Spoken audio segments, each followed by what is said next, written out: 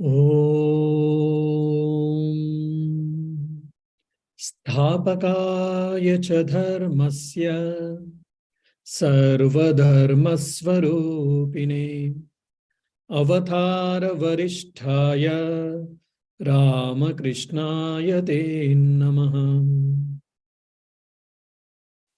My salutations to Sri Ramakrishna, who is the establisher of the world religion, who is the embodiment of all the religions, and who is the best among the incarnations. Om, peace, peace, peace. Dear devotees, almost 4 paras we have discussed, which is one of the beautiful hymn composed by none other than Swami Vivekananda. It is very difficult to understand the life of saints, and it is more difficult to understand the nature of the prophets. And it is almost difficult, or it may not be possible even otherwise, to understand about the life and the greatness of the incarnations. Until otherwise, they show to us just out of mercy, then only we can understand about them. Otherwise, it is very difficult. Even Sri Ramakrishna is also one of the incarnation of this modern age. So other than his grace, probably it is very difficult for us to understand and comprehend. They are beyond our comprehension. So in this regard, Swami Vivekananda's hymns, Swami Vivekananda's lecture on Sri Ramakrishna will come to our rescue to understand who is this greatest incarnation of this modern age or of this present age, that is Sri Ramakrishna. So the 4th para end we were discussing, Nirakhi Tava Krupai, means by your grace alone I can see you. If you remember Bhagavad Gita, in the 11th chapter, the Sri Krishna tells to Arjuna, Divyam dadami te chakshuhu pashyame rupamaishwaram. I shall give you special eyes, divine eyes, by which you can see my universal form. So you cannot see through this naked eye, you need a divine eye. So that is the symbolic representation which has shown in the Lord Shiva's figure with the 3rd eye. The 3rd eye resembles the Medha. The 3rd eye resembles the Thi. And the 3rd eye resembles the divine outlook. So when we raise our mind to the highest level, then only we can perceive the divine. Say, for an example, when you see the life of saints, for an example, in the life of Shankaracharya we see, life of Ramanujarya we see, life of Madhvacharya we see. These are the 3 greatest acharyas. When they went to Himalayas, they could see great many ascetics, sadhus, including Vedavyasa. But when we go to Himalayas, mostly we see snow, or we feel the cold, we feel whatnot. But we cannot see Vedavyasa, or we cannot see the pranava, hear the pranava, or any mantras. But when these acharyas, the greatest saints, when they went, they were able to hear the pranava sound, they were able to hear many mantras, they were able to see and talk or converse with the Vedavyasa and so on and so forth. Why? Their mind has leveled to that extent. That is the reason. In the modern day, in the layman's language, if you want me to see, like it is 2G, 3G, 4G, 5G. 3G and 4G is available everywhere in the present day. When our mobile, when we press the internet icon, then we can receive the messages. But otherwise, we cannot see through our naked eyes, but we can feel or experience through our mobile. So mobile is an instrument. So similarly, when our mind is purified, when our mind is elevated to the certain extent, to certain level, then we can see. So that has been figuratively said that Divya Chakshu, But in serials and in films, something happens, there is a great light comes and he will be able to see the God or whatnot. I mean, the figure, I mean, they want to show it. So they have showed in that. So Divya Chakshu means here understanding the divine, or still precisely experiencing the divine. So to experience the God, experience the divine, we have to do spiritual practices. Why? To make this instrument called body and mind to fit enough to receive the divine grace. But when we get the divine grace, then we'll be able to experience the divine. So here Krupai, the grace, the divine grace stands for that. O Lord, when I get your grace, then I'll be able to see you. When I will be able to experience you. So that is very, very important. And what will happen when I get a divine grace? When the divine grace dawns upon us, what happens?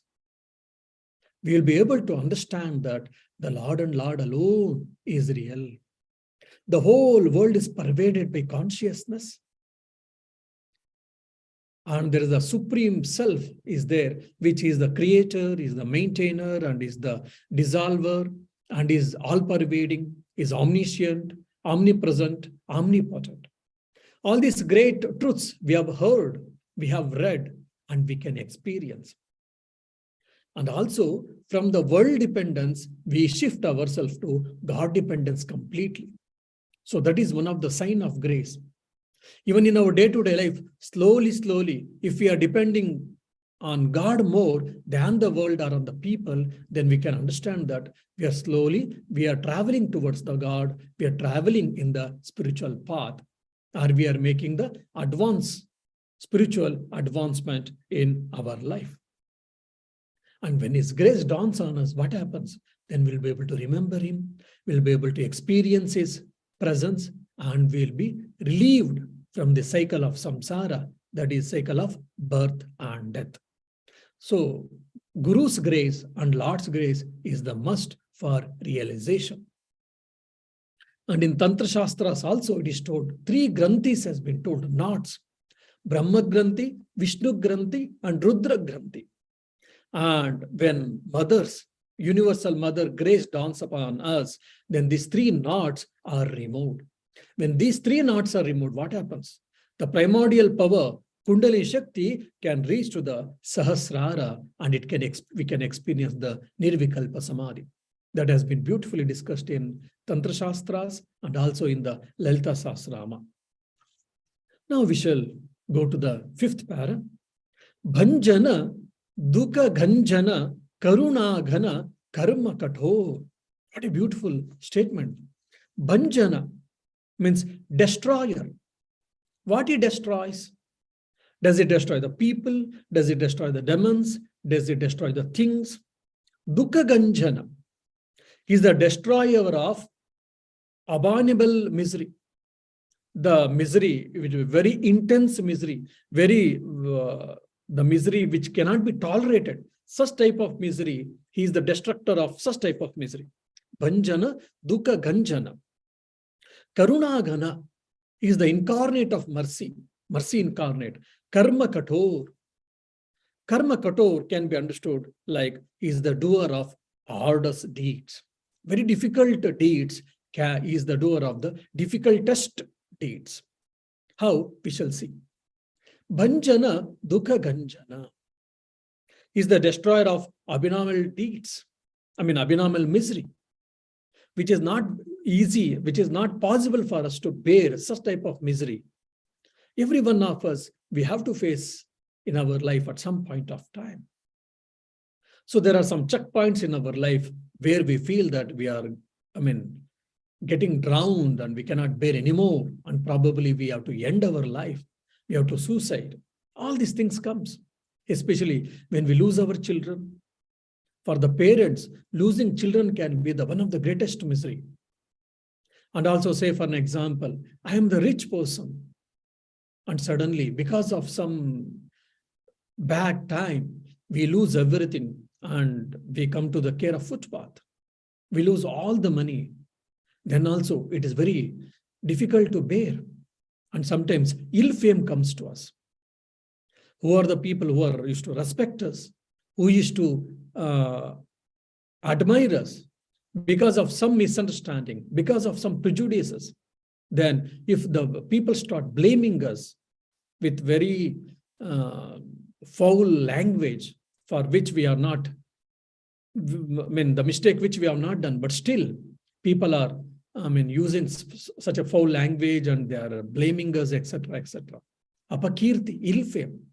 So these are the instances where we feel very difficult to bear and to digest and to cross over the difficultest time.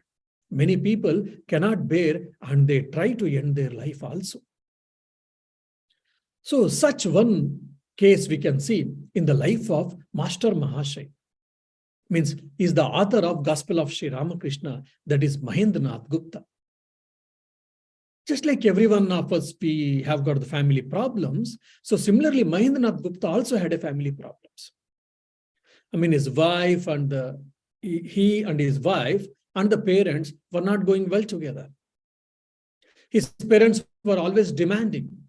Though he was a young chap, he was a graduate, he was a postgraduate during those days. Say, like I'm telling the history of more than 170 years before.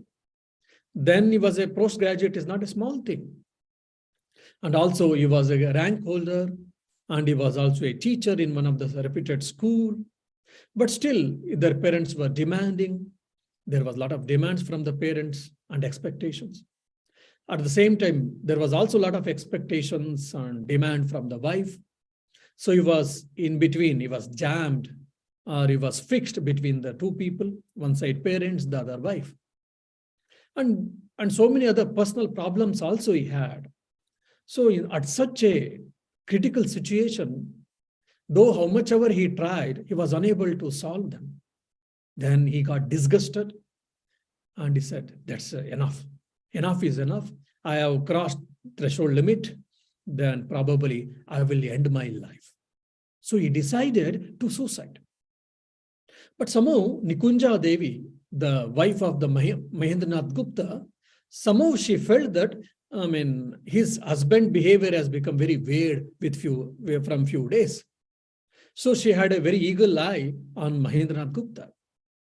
One fine day, maybe at evening, Mahendranath Gupta said, I would like to have a small stroll, so I will go and I will just have a walking and I will come back. It was evening, 7, 8 o'clock. Nikunja Devi felt there is something fishy here.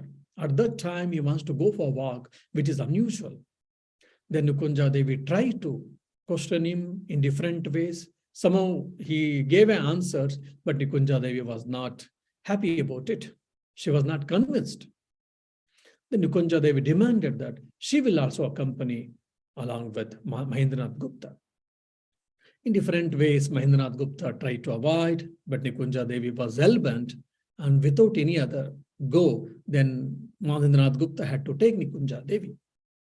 Then there was no other way, then just they had some walk, then afterwards they took a horse carriage and they went to the Mahendranath Gupta's sister's house. Then it was probably 10, then they knocked the door, then their sister and brother-in-law, they got up and they opened the door. And for their astonishment, 2 people are there. It was very interesting and very astonishing. Anyhow, they were welcomed and the food was given. And Mahendranath Gupta's sister started asking Nikunja Devi, that is sister-in-law, what happened? At this late time, at this late night you have come, is it everything is okay in the family? Then Nikunja Devi said, I think there is some problem with your brother. He's feeling very weird. That's why I pressed that I will accompany him. Something is not okay. Then they spoke and they slept. Next day morning, the sister told to her husband that please take Mahendranath Gupta and have a small walk and try to see him or to give a counseling. Then Mahendranath Gupta and his brother-in-law, both of them, they came out and they had a small walk and all. By the time it was afternoon or evening. Then Mahendranath Gupta's brother-in-law said, look, there is a Dakshineshwar temple complex here. Why don't we go and see? It is a beautiful place. Okay, they came and they bowed down to Dakshineshwar, Mother Kali, Radhakant and Shiva temples.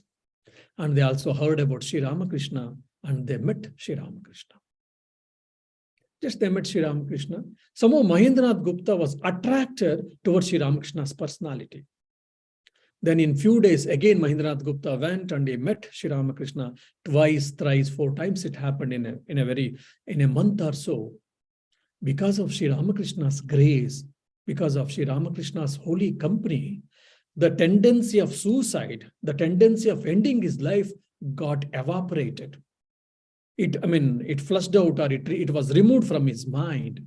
Then slowly, the person who was supposed to end his life, he became the knower of the Brahman, he became the Brahmagnani, and he did such a wonderful work, giving the immortal gospel of Sri Ramakrishna to the entire humanity. You see, this is the impact and this is the greatness of the divine grace. If the divine grace falls upon us, we can face any troubles, any circumstances, any difficulties, and we can cross over. So divine grace is very, very important. Its efficacy is very, very huge and very large. And also it so happened after a few years, Nikunja Devi, that is wife of Mahendranath Gupta, she lost one son. Probably he was of age of 8 or 9 years because of some disease. Mahendranath Gupta and his wife Nikunja Devi both were they felt very unhappy. They were sad and morose. But somehow Mahendranath Gupta was able to absorb that sadness and shock, and he was able to cope up. But Nikunja Devi, after all, she's a mother. It was a rude shock, great shock for her, losing her son. Then it took her health also, and she went to depression. Now the problem started with Nikunja Devi. She thought to end her life. And the life became very burden for her. It became very cumbersome for her. She started feeling, why should I leave? For what purpose should I leave? I've lost my son, my dearest son. Mahendranath Gupta understood her psychology, her problem. He took her to Sri Ramakrishna now. Sri Ramakrishna, with a kind words, he spoke, he gave a counseling, spiritual counseling, and he also asked her to meet Holy Mother Sri Sharda Devi. Holy Mother Sharda Devi also looked after her, and she showed so much love and affection and counseling. Unknowingly, unconsciously she gave. Nikunja Devi didn't understand initially. Afterwards, slowly, with the love of Sri Ramakrishna and Holy Mother, that is Sharda Devi, her mind was changed. Her mind got prepared to observe the shock, to observe that death of her son, and slowly, she became all right, and she continued her life. So like this, we may have to face a lot of problems if we have got the divine grace, if we believe in the divine supreme self, and if we get their grace, definitely we can face any amount of problem at any time. So Bhanjana Dukkha Ganjana, you are the destroyer of abominable misery, the greatest miseries, which is not at all possible for us to face, to cross over. Even so, by the grace of divine, by the grace of Guru, we can solve that, we can get rid of it. And also we can see Narayan's difficulties. After his father's demise, they were all rich people, rich landlords, like rich people. But because of cheating by his own relatives, then they also lost everything, and they became penniless beggars or bankrupt, basically. So a square meal became very difficult. Then he went and he pleaded Sri Ramakrishna. Sri Ramakrishna said, okay, from today onwards, your family will not suffer from the square meal and set of clothes. From then onwards, Narayan's family, that is old mother, 2 elder sisters, 2 younger brothers, they never had any problem, at least for a square meal and a decent living. And same Master Mahashaya says, by Sri Ramakrishna's grace, his infinite grace, I'm able to understand and I'm able to experience the Lord or the God. God is with form, God is without form, and God is beyond it. I'm able to understand it. See, when the divine grace happens, what happens? So similarly, one more devotee, Manmatanath, he was also grief-stricken because of his family problems. He was also probably at the merge of death. He wanted to end his life. Somehow he came to Sri Ramakrishna. And Sri Ramakrishna was at his, Kashipur. Already he was struggling or suffering from the cancer, throat cancer. Then this Manmatha came. Sri Ramakrishna's grace fell upon him. And he met not many times, but once Sri Ramakrishna gave his own portrait and he said, you start worshipping it, all the problems get solved. That one statement created a strong impression in the mind of Manmatha. He felt that now Sri Ramakrishna is there, God is there with me, then why should I struggle? Or why should I bother? Why should I fear for anything? So such a confidence it gave him. Then he took his blessings and he left, addressing Sri Ramakrishna's Priyanatha. Priyanatha means he is the Lord of the love, is the love incarnate. And so much faith he had with Sri Ramakrishna, with the divine, he never came back again. And just he started worshipping Sri Ramakrishna and he started following Sri Ramakrishna's teachings. Then all his miseries became extinct, got into extinct. All his miseries were evaporated or destroyed. So by all these things, we can see how the incarnations, they play a role in the life of devotees, in the life of spiritual aspirants, in the life of sincere people. If we are sincere, if we try to seek their refuge at their holy feet, definitely, if we are recipient of the divine grace, we can cross over all the difficulties and we can live the life of blissful life, peaceful life. And the incarnations of prophets have descended on this earth to help us. Only we have to understand.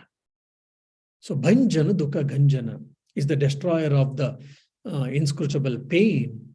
Then Karunagana is the embodiment of compassion, is the compassion incarnate, mercy incarnate.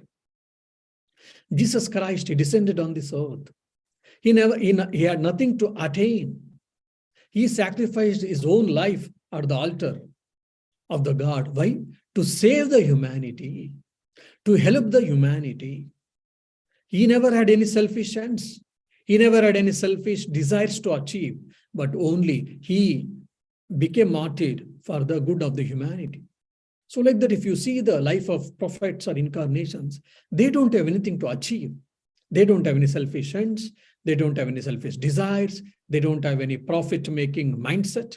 They only come to help the humankind. They only come to show the path for the ignorant people or for the spiritual natured people or for the seeker of truth. Because of infinite compassion, Sri Ramakrishna descended on this earth. So that itself shows that he is the embodiment of compassion or love. Now we have also descended on this earth. We have also took birth on this earth. Then we have also came out of compassion? No, because we don't have any choice. Because of our actions of past lives, we are bound to take birth. We don't have a choice.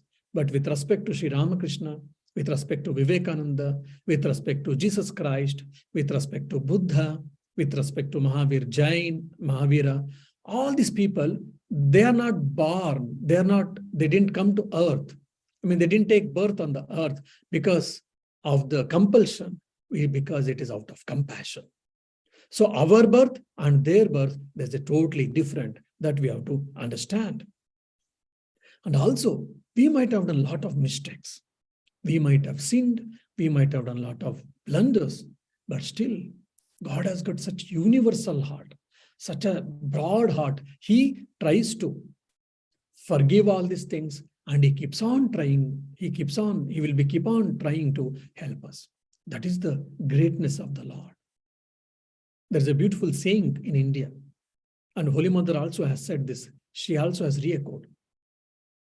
If you do 99 good things for the people and only one bad thing, either intentionally or unintentionally or by accidentally, one mistake or one problem you created for a person, say, then a person, he forgets all the 99 help you did and only one problem you created or one mistake you did for him, he only remembers for the lot of time, for the long time.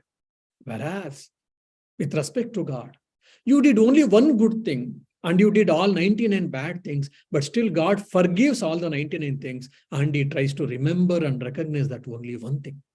So this is the difference between God and the human being, if not all, most of the people. That's why he is the embodiment of compassion. And there is no calculation in his love. Oh, because you are favorable to me, you love me, you are favorable to me, so I am compassionate towards you. You don't listen to me, you are not favorable to me, so I don't like you, or I don't favor you, I don't show my compassion, I don't express my love. No, such type of dualities, such type of favorism, such type of partiality we don't see in the life of prophets or incarnations. And also, if you see, Sri Ramakrishna also gave out of compassion, he helped Girish Chandra Ghosh. He had been to prostitute house regularly, and he was a drunkard, and all the unethical things he had done. But he was truthful. Means whatever he does mistake, he used to do openly, and he never used to hide it.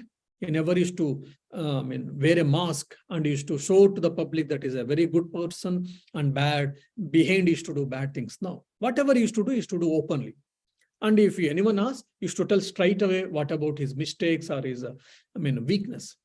So that's Sri Ramakrishna liked it. He's a chain smoker and drunkard, and he used to go to prostitute house, and possible foul language used to use to scold the people when he is angry. But still, he was truthful and sincere. He never covered himself with any mask and to show that he is very gentleman or whatever. So Sri Ramakrishna recognized that quality. Sri Ramakrishna appreciated that quality, and Sri Ramakrishna showered his grace on him, so that slowly, the Girish Chandra Ghosh, where he used to drink the wine, slowly, he transformed. He started drinking the spiritual wine. Devotion, you can say, self-knowledge, you can say. He started experiencing the spiritual wine other than the physical wine. That is one of the greatest sinner became the greatest saint. Why? Because of the compassion of the God, because of the mercy, because of the compassion of the God. So if we can take the shelter at the feet of the Lord, and if we are truthful and straightforward and we are sincere, definitely God will help us. God will help us. God descends, or God will come to our rescue. God will save us from great dangers. But only we should have faith, and we should pray for him, and we should try to follow his teachings. Then definitely it is possible. Then karma kathor. Karma kathor can be understood it has got two meanings. One is the giver of the fruits of actions. I have done good things, I get good results, which is called luck. And I do bad things, then I get a bad luck, or fruits of bad actions, that is called ill luck. Oh, you see, so that person is a very lucky person. He has got a good family, good parents, and he is born with silver spoon. So he is able to do very good things. And whatever he tries, everything is successful. He is a very lucky person. But in my case, I didn't come from a good family. I came from poor family, and how much ever I struggle, many times I've encountered or I've faced a lot of difficulties and failures. I'm not a lucky person. Such type of comments we keep on making, and we might have observed people making. So sometimes people say, oh, God is partial, he is favorable. See, someone is born in the rich family, someone is born in a poor family, someone meet with success all the time, someone meet with failures all the times, and most of us, we have got mixed experiences. So God is not partial or favorable. It is only because of our actions in the present life and also in the past life. The more and more we do good actions, the results are converted into our luck. And when we do more and more bad actions, either in the present life or in the past life, that is the result that will translate into the ill luck or bad luck. So good luck and bad luck, it depends on our own actions. And only God gives whatever we have done. If you have done a good work, then he gives good results. If you have done bad work, then he will ask you to experience the bad, results of the bad actions. So this is karma phala data. And also karma vira means all the difficultest actions, which is mostly impossible for any man, such actions are done by the God. So for an example, in whoever studies Bhagavata, where you try to understand or try to know the Sri Krishna's Leelas, divine sport. So one story goes like that. There was a huge storm in the Vrindavan. Then there was a Govardhana Parvata, a hillock. Sri Krishna, during his adolescent age, he lifts that entire hillock. It is not a small rock, or it is a big rock. It is a hillock, basically. A big hillock, he lifts and he keeps on his little finger. Sometimes when we hear, we feel it is imagination, or it is all just poetic imagination. But it is possible to the Lord, or it is possible for the Lord. So karma vira, karma kator. All the difficultest actions, which is not possible for a human being, it is possible for the Lord. So that can be understood. And also, one who is capable of destroying the karma pasha. I've done good actions, I'm experiencing it. I've done bad actions, I'm experiencing it. While experiencing it, again I create new tendencies, new actions, and again they have got the results. While experiencing the results, again I will get, I may perform, or I may tend to again accumulate some more good actions results and bad action results. So basically that is like a wheel. It is a cycle. It keeps on going. It is an eternal circle. So that has to be broken. So karma kator is also, if you take the shelter at the feet of the Lord, and if you offer the fruits of action to God, and if you're working, then you will not get new things. No new fruits of action will be accumulated. And also slowly, this karma pasha, karma bandhana, the bondage which is aroused from the actions, is been cut asunder by the Lord. So in this meaning also, it is used karma kator. Now, even you see in Sri Ramakrishna's life, he did a lot of sadhanas, tantra sadhanas, 64 sadhanas. So every saint, whoever has practiced tantras, so we have seen only one. We don't have any, probably as per my knowledge, a person who has done 2 sadhanas. We don't know, we don't see, we don't hear, or we don't have any references. But Sri Ramakrishna practiced all the difficultest 64 sadhanas in no time, which is not possible at all for anyone. And also, he had merged himself for 6 months in Nirvikalpa Samadhi. According to the scriptures, if a person who stays for 21 days in Nirvikalpa Samadhi, his body falls just like a dry leaf. But Sri Ramakrishna stayed 6 months in Nirvikalpa Samadhi, but still he was able to continue his divine sport or Leela, which is not at all possible for any common human being. And even for any prophet, we have not heard so far. And he had such a renunciation. All the prophets, all the incarnations, saints, Saint Francis of Assisi, for an example, they're all men of renunciation. There are so many saints from every religion, either in Christianity or in Hinduism or in Buddhism. Everywhere you can see the saints or the monks and the nuns and the spiritual people who their lives are exemplary because of the renunciation and devotion.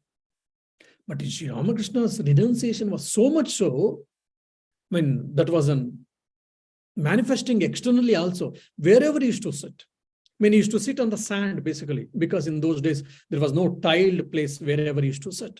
He used to do most of his sadhana in the Panchavati, which was like a forest next to the Dakshineshwar temple complex. So he used to sit on the mud or soil on the land, and he used to sit for meditation for a long time. So after finishing his meditation, when he get up, and a person, whoever sees the place where Sri Ramakrishna used to sit, that place used to become black. Why? Because so much heat used to come from the Sri Ramakrishna's body, that soil used to get burnt. We all know what is the temperature, boiling temperature of the silicon, that is the sand. The soil or the sand particles became black. That means how much temperature Sri Ramakrishna's body would have been ejected or manifested, you see. Probably if that same heat would have exposed or manifested in any of our body, probably would not have sustained that, and our body would have been destroyed, because it was Bhagavati Tanu Sharir. It was the special body where Sri Ramakrishna had got, because it is the incarnation's body. So that's why it was able to bear. So we cannot understand such easily their life and their divine leelas. And also, when he was practicing initially to experience the mother, to have a mother call his realization, when he didn't have a darshan or vision, he used to rub his face against the ground, so much so, he used to profusely bleed. The whole face used to become red, but still he used to cry and used to run. Imagine any one of us, can we do it? No. After 4 years, one day, he got vexed upon himself. How much ever I practice spiritual practices. He used to do for 10, 12, 14 hours meditation, japa, prayer, but still he didn't realize he couldn't experience mother.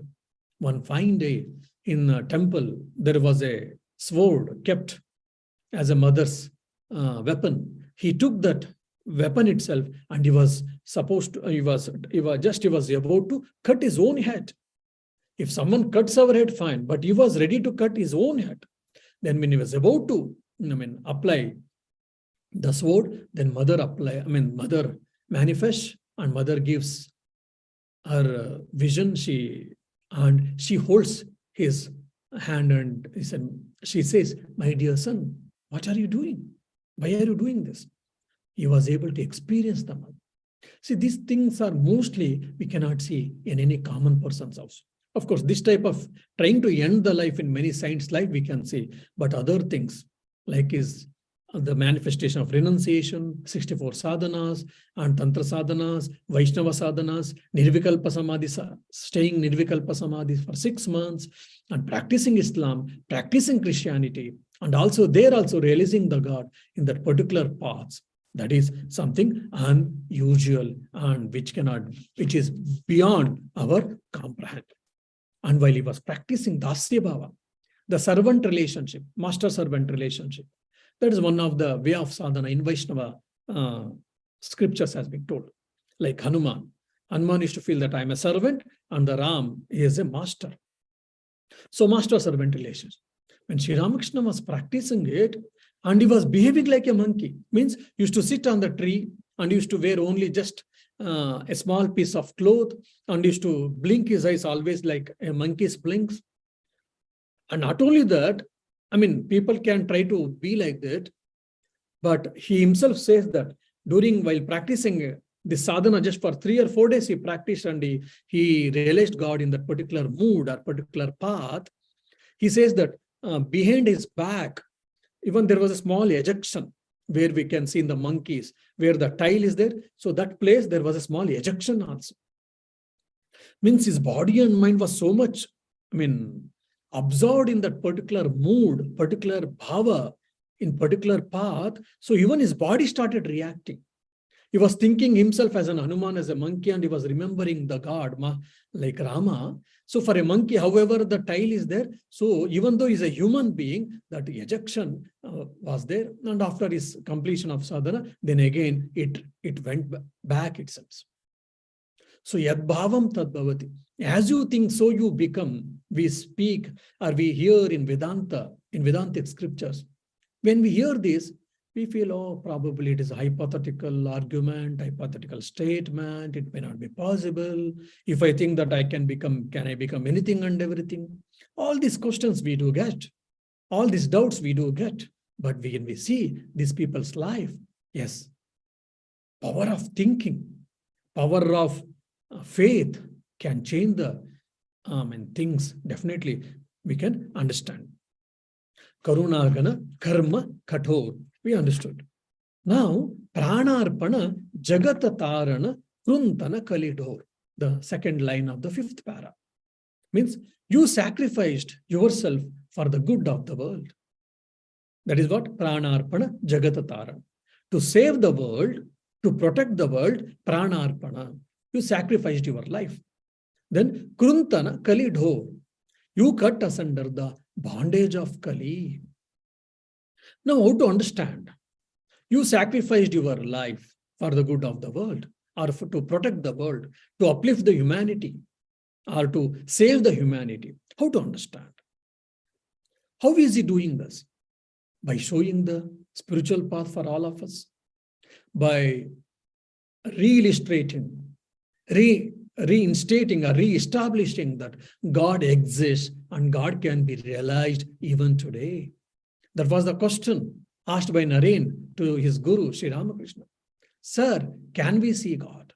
Sri Ramakrishna said, yes, but the difference is, I have seen the God much more clearly than seeing you. That means we can see and experience the God.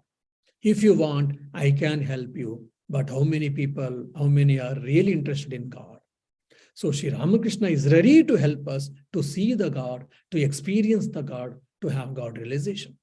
But he said, how many are ready for that? So if we are ready, Sri Ramakrishna is ready to help us to experience the God, to experience the self, to have the self-knowledge or to have the God realization. So Jagata Tarana is trying to protect the world, protect the humanity, protect the humankind, to uplift the spiritual aspirants or whatnot. And he is trying to remove our difficulties, is trying to remove our sorrows, provided we ask or provided we are the recipient of his grace. And not only that, he is ready to bestow, is ever ready to shower his blessings by giving moksha, that is realization, so that the cycle of birth and death can be stopped. But are we ready for that? And he came, he descended on this modern age and he re-established the Dharma. Means God can be realized, God can be experienced, the truths which has been discussed in Bible or in Quran or in Vedas or in Puranas or in Upanishads, they are all true. I mean, in the principle, spiritual principles we are saying. So the spiritual principles are true, they are real, that can be experienced and it can be verified. He has reinstated, which is very, very important. And not only that, he created a new monasticism where the synthesis of East and West, synthesis of science and spirituality, synthesis of ancient and modern, ancient primary values keeping, and with the modern world, with the modern mindset, how it can be adopted and how we can do it. For example, in the olden days, and even also in the traditional monasteries, even see, if you see in India, you cannot touch them, you can't approach them, anyone and everyone, you can't ask people and all. But because of Ramakrishna Mission monks, all over the world they are working, they are trying to preach Vedanta and spirituality. They are freely accessible. And also they brought the service, so much so, in the India now, all other monasteries, directly or indirectly, they are trying to follow it. So like this, so many changes he brought in India in particular, and also in the world at large. Today, the whole world is trying to understand Vedanta, trying to understand the consciousness, what it is. Why? Because of Swami Vivekananda and his guru, Sri Ramakrishna, if you say, probably that is not exaggeration. And also, if you want to realize God, if you want to have spiritual advancement, spiritual progression, Sri Ramakrishna is ever ready to help us. Of course, Christ is also ready, Buddha is also ready, Rama, Krishna also, they're also ready. But just is the new incarnation, so it is ever fresh, it is probably freely accessible, or it is more easy to access them. And I think recently also, there was a story I was hearing in Rajkot, was working, and he led a sincere life as much as possible, and he had taken initiation, spiritual initiation, and he was trying to count his beads regularly, and used to come to ashram and serve whatever is possible. And after his retirement, though there was all opportunity for him to continue his work, but he said no, and he started spending more and more time in the spiritual practices. Then just a year or so before, when he was just about to pass away, he was very conscious till his end. He started remembering Sri Ramakrishna. He thanked him. While remembering Sri Ramakrishna's name, he passed away. And even when the people who witnessed that, they all felt that with all joy, with all bliss, he's leaving his mortal coil without any pain at all. See, he's an householder. He led a family life. He took care of the family. He was in the world. He took care of the children and whatever things any householder person does. He did all that. But at the same time, he continued his spiritual practices. At least that was been resulted. That has been seen very clearly at the fag end of his life, where he experienced the divine and he was able to take the Lord's name even at his deathbed, and he left his mortal coil. That means he had practiced, he had prepared himself. So if we can prepare and practice ourselves, definitely we can also experience the God. We can also have self-realization or God realization. We can be the recipient of the Lord's grace. May Sri Ramakrishna shower his blessings on all of us so that we shall be the fittest instrument in his hands and we shall be the recipient of his divine grace. Om Shanti Shanti Shanti Hari Om Tat Sat Sri Ramakrishna Arpanamastu. Yeah, thank you. If you got any questions, I'll be happy to answer. Yes, Maharaj, of the topic I have one question for Thakur is saying is if you are doing all that thing, all the work, but this is the one Bengali word is ek hate, this is the Bengali word is called. I understand. You tell me, yeah. Yes, সংসার করো কিন্তু অন্য হাতে ঠাকুরের মানে ঠাকুরকে পুরো মনটা দিয়ে দাও, কিন্তু how is possible in the practical life? So how to understand that, if you ask me, then I will tell very clearly. Sri Ramakrishna is telling, in one hand you try to hold on to God, and in one hand you can try to work. That is enough. You will be able to do all your responsibilities. You'll be able to discharge all your family responsibilities or professional responsibilities. Because you see, there is a lot of power, mental power in all of us. I mean, clinically also proven that, I think Albert Einstein, he used his brain power just for 9%. Clinically, it has been proved. So you see, he himself has used just 9% power, mental power. Then you can imagine about us. So we have kept in the iron casket and we have locked it actually. We are not using it. So we can use it a lot. So, but we are not manifesting it. We are not channelizing it. We are not tapping it. So for that, we need a disciplined life. We need a clarity of thought. We have to set our goals properly. What do I want? What do I want?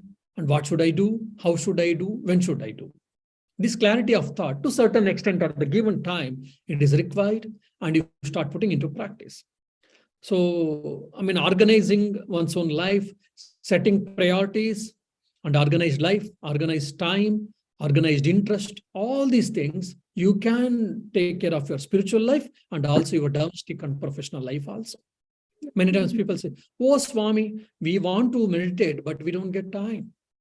We would like to attend your classes, online classes, but we don't get time.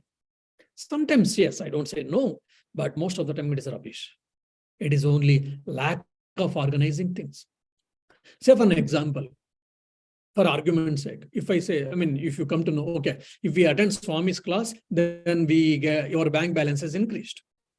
Or you get a promotion in your professional life. So such topics I'm discussing, if you come to know, immediately people will start logging on, isn't it? Because they feel that it is necessary. So the moment we give importance, the moment we start feeling necessity about anything, then we have got time, and somehow we squeeze the time to do it, to practice it, isn't it? So setting up priorities, what do I want? The clarity of thought is very, very important. Then when you keep on doing, you'll be able to do. So one thing. And second thing, God-centered life is more important. So as much as possible, whenever is possible, morning and evening, trying to remember God. And in the midst of the work, try to remember God, maybe by japam, by prayer, by repeating his name, by remembering his life incidents, all these things by doing more and more. So dawn to dusk, slowly, apart from doing your spiritual practices, if you on remembering this time and again, slowly, that gets connected.